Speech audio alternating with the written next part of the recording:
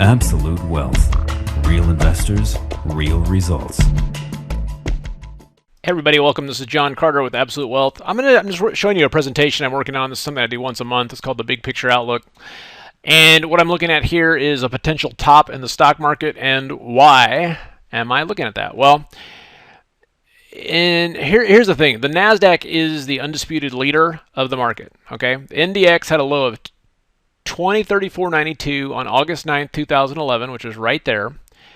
Now the S&Ps, they didn't bottom out until October 4th, 2011, which was nearly 2 months later. Okay, so the NASDAQ typically will bottom first and then rally, and then the S&Ps bottom second and then rally. Okay, that's actually happened many times.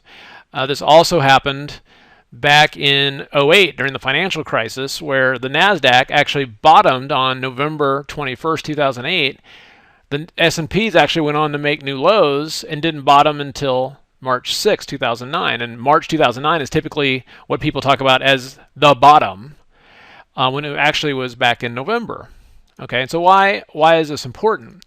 Well, the reason this is important is that we've got a situation right now where the daily chart on the NASDAQ actually has put in a top back in September.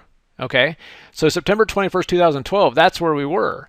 Now I'm doing this video today on March 5th, so the markets are, the S&P just made new highs. But look at where the NASDAQ is. Okay, the NASDAQ is still well below that high. So what I'm looking at here is this the top in the NASDAQ, and now we're just waiting for the S&Ps to confirm. It's a very distinct possibility, because if this is the kind of topping pattern that can actually last 6 to 12 months. So unless and until the NASDAQ takes out those September 21st highs, we have the potential for a massive divergence here and a massive sell-off in the stock market. Okay? Hope that helps. You guys have a good night, and we'll see you at the next update.